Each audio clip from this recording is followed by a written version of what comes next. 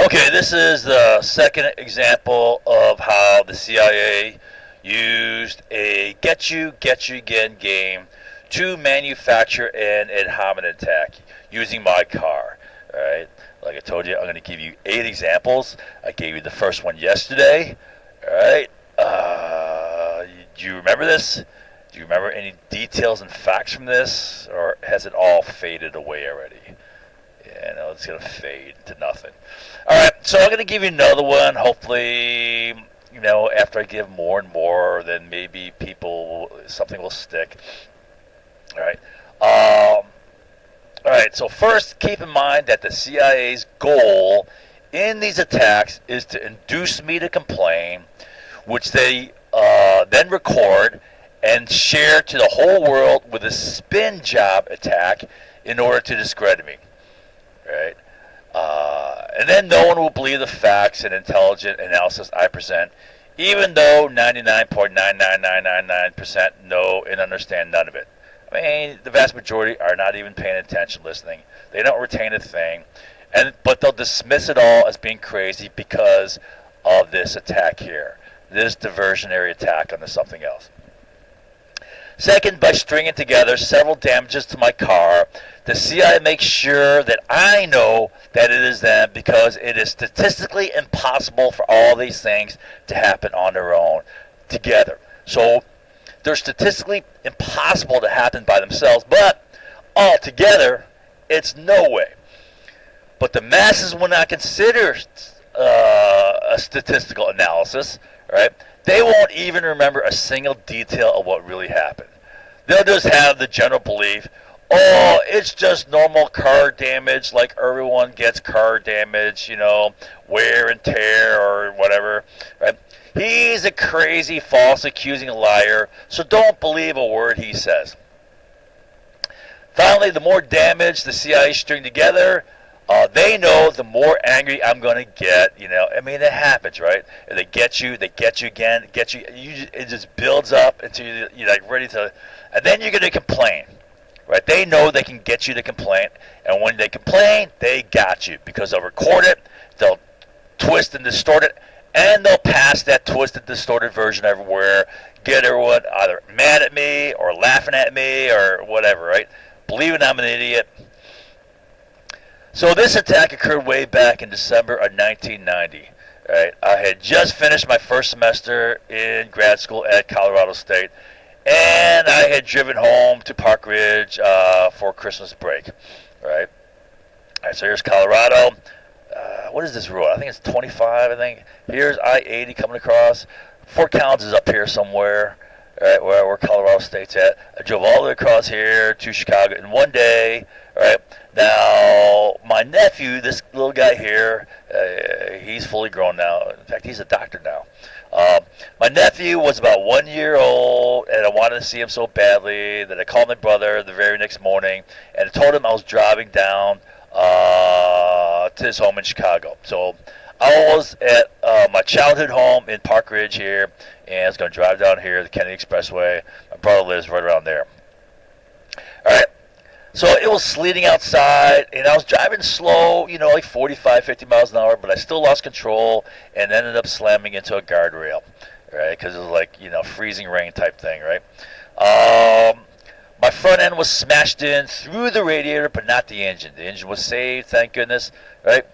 I called my brother. He said, hey, I know this shop owned by this Mexican guy who does good work for really cheap, right? So I had my car towed there, and when I met the guy, he seemed nice, and we had a very cordial conversation. I mean, yeah, you meet a guy first time, he doesn't know you don't know him. So, hey, how's it going, right?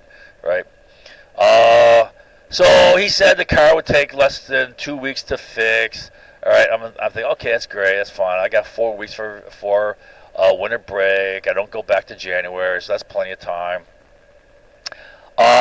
Now, after about 10 days, less than 2 weeks, I called to check on the progress, and he said, oh, it's not done yet. I then called every day thereafter, and it wasn't done until when? Until the last possible day.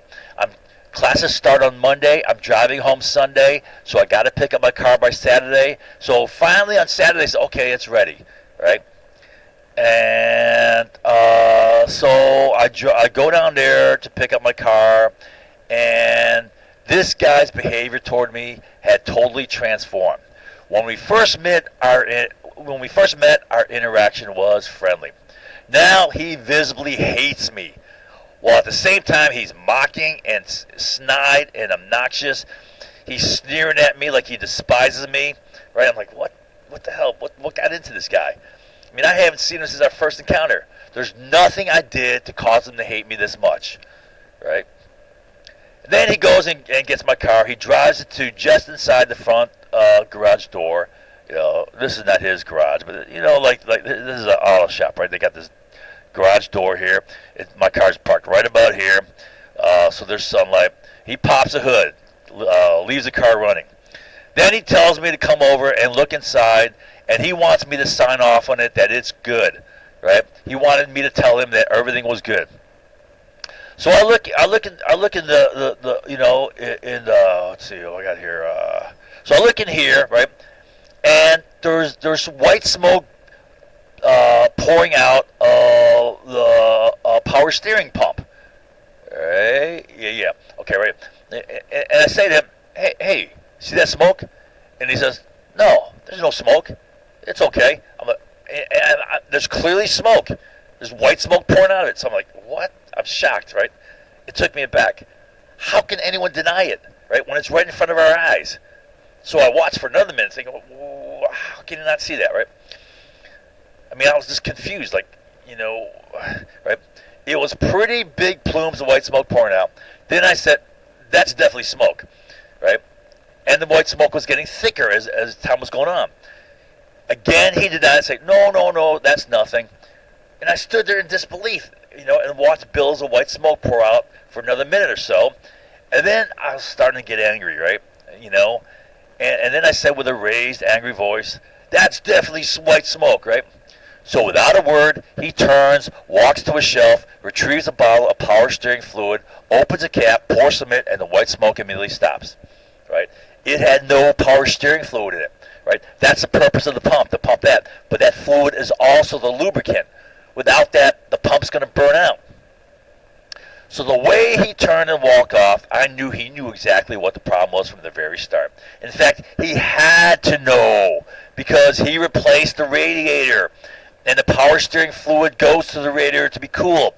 So this is a Toyota. I don't know if this is a Celica, but the idea is this, right? You got the power steering pump or wherever it is, and it pumps it to the steering unit's hydraulics, right? It's connected to your steering wheel here, right? And then it pumps it to the radiator. Here's the radiator. This fluid gets hot, so it's cooled by the radiator, right? If the radiator's busted and the radiator's got to be replaced, that means all the fluid's gone, and you got to fill it. Now he replaced all the tubing, so he knows what's going on. Let's see here. Yeah. Therefore, there was no doubt he knew exactly what the problem was all along. He was just trying to get me to buy off on it so he wouldn't be liable for the damage to my power steering pump, which was sure to come. Now, okay, so then I get the car. As I'm driving away, I'm thinking, man, that was freaking strange. What? But then, you know, I let it go, and I quickly forgot about it. So I drove from Chicago back to Park Ridge, and I went straight to this standard gas station near my home, which had free air. I knew they had free air. You know, all along since I was a kid, they had free air. You know, we'd ride our bikes over there and fill up our tires and so forth. I wanted my car ready for the 1,060-mile drive to Colorado the very next day. So I fill up the front left tire, and it's fine. I go to fill the back left tire, and then when I took out the nozzle, the air valve was locked open, and all the air that I filled in and all the rest of the air blew out until the tire was totally flat to the ground. The rims are touching the ground. So I got out the spare, replaced the flat tire. I then went to fill the back right tire, and when I removed the nozzle, the same thing happened. The air valve was locked open, and all the air blew out until the tire was totally flat. So I only had one spare, but luckily there was a gas station just down the block which had a garage. So with one flat tire, I rolled down the street with my flashes on, right? And it wasn't a bad road, but man, I tell you what, you feel every little bump on the rims, right? Because it's direct contact on the rims. There's no air in the tire, which made me cringe because the wheels were alloy, and I know alloys are softer metal than this hard steel, right? So I'm thinking, oh God, I'm screwing up my rims, right? And then I got the guy there to replace the two bad valves and check the right front, which is okay. So only the two back were whacked. But how many times has that happened to you? Never in my whole life has a valve locked open. Not once, let alone twice, right? So the following morning, I headed off to Colorado, and I drove, here's Chicago, I drove across Illinois, drove across Iowa, and then somewhere in Nebraska, in Podunk, friggin',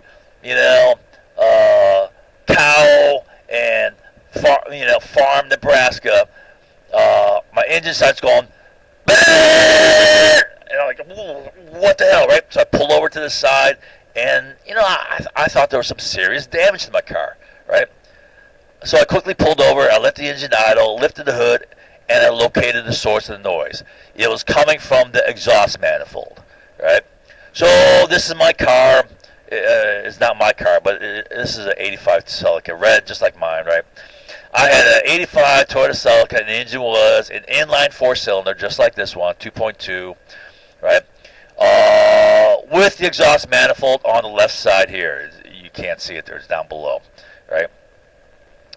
All right. So what happened was this little device, an oxygen sensor, had blown out. All right. So here's the engine. Okay, here's the front of the engine going back. So this is front to back. On the sides here are the exhaust pipes from each cylinder.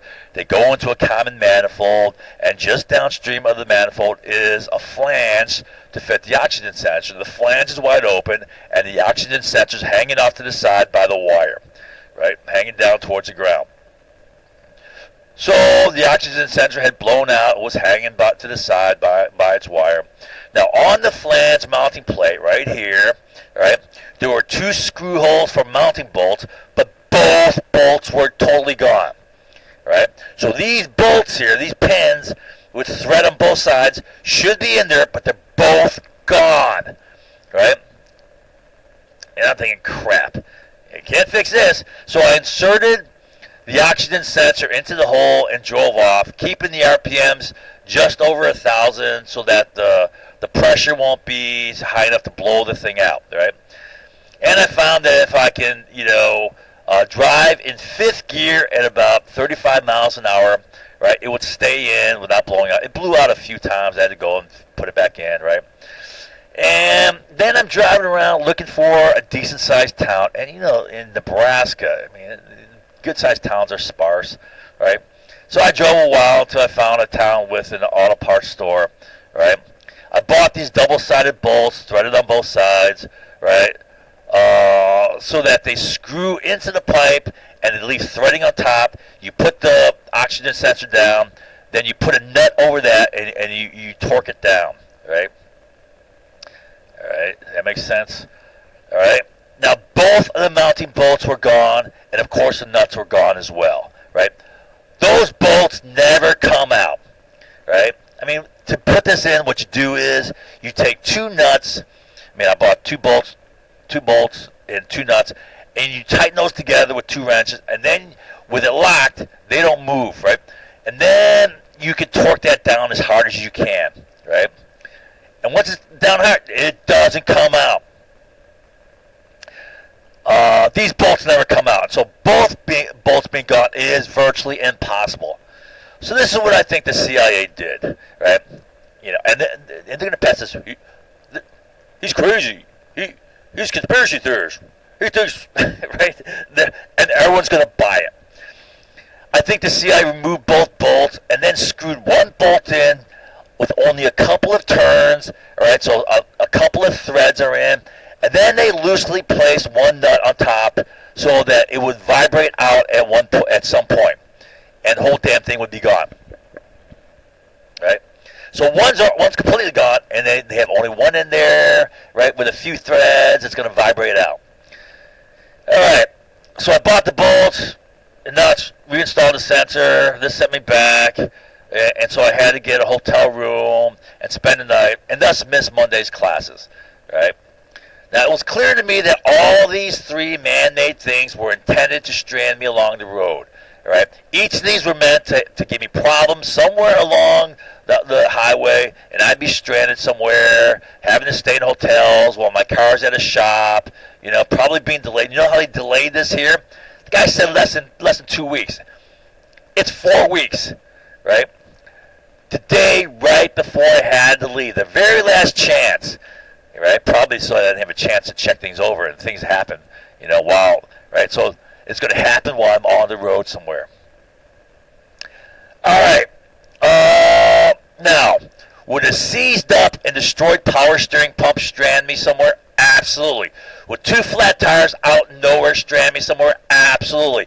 Would a blown out oxygen sensor with both bolts and nuts gone strand me? Absolutely. So I believe the CIA were hoping. This is what I figured they're doing. Right? I mean, the CIA. You got to think the CIA. They think this crap through, right? And they got the scenario all set up.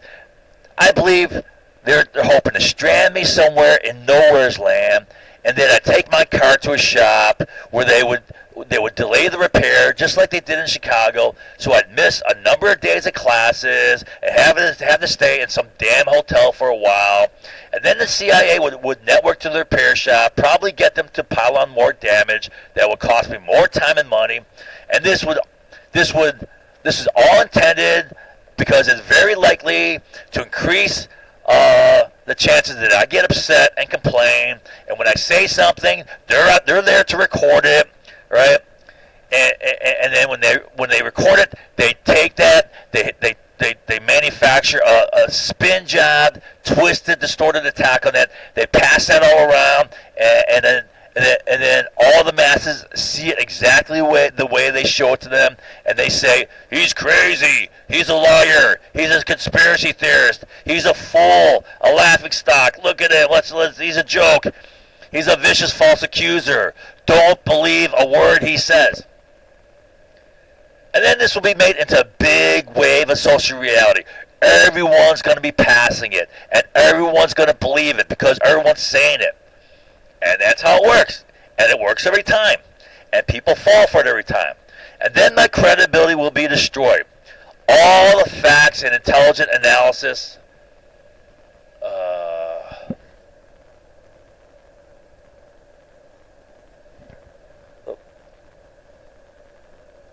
in the world won't matter.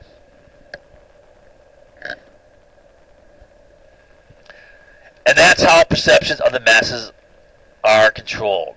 The perceptions of the masses are controlled. Right? It works every time, over and over and over, and it'll work every time in the future. I swear.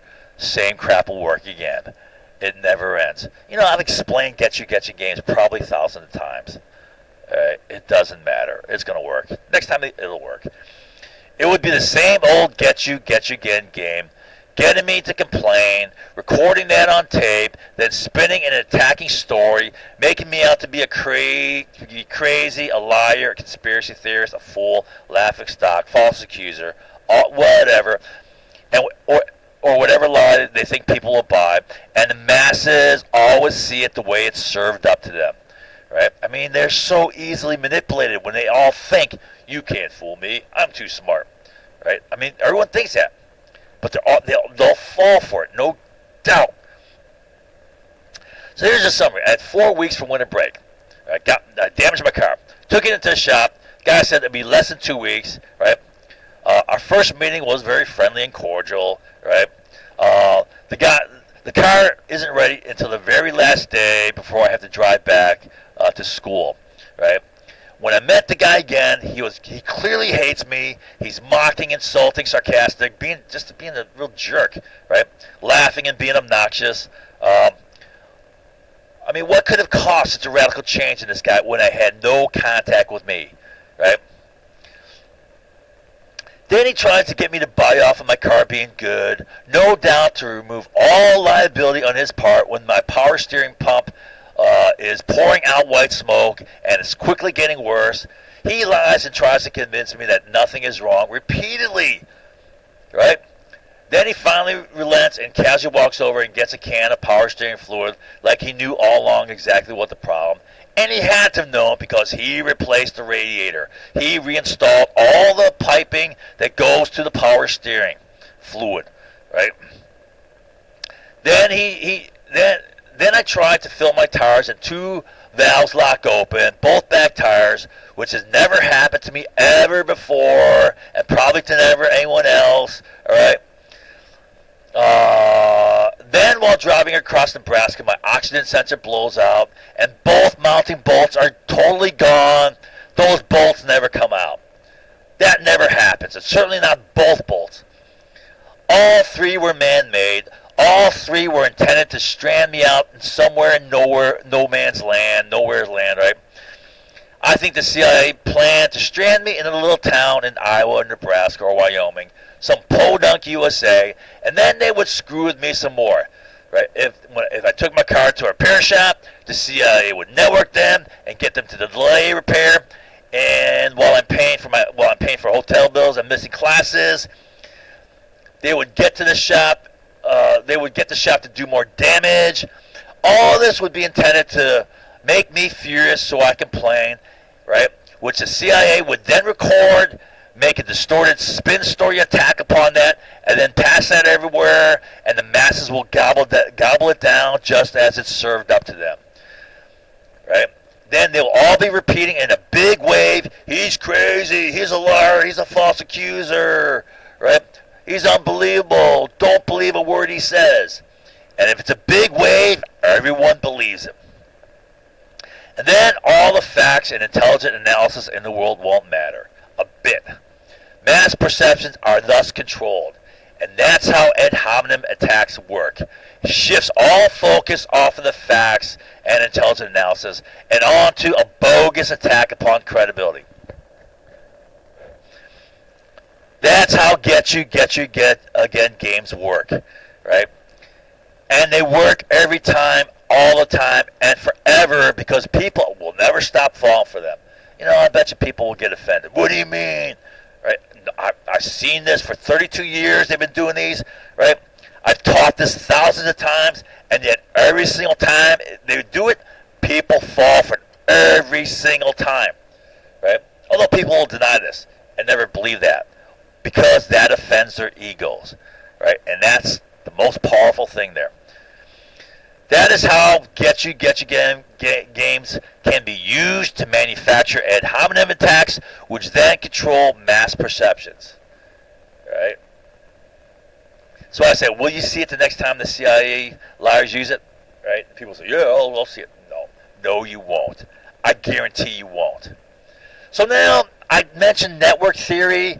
You know, and people will just say, crazy conspiracy theory. No one can network. No one can pick up a phone. No one can go visit them. No one can have influence. You know, spies don't do that. That's what spies do all the time. That's their bread and butter. So we're going to talk about network theory and how easy it is for these guys to get people to do whatever they want, right? They got their methods. So we're going to talk about network theory next. All right. So one more time, just another game. They played so many of these games with me, playing dirty games, and then they use that to attack credibility, and it works every time.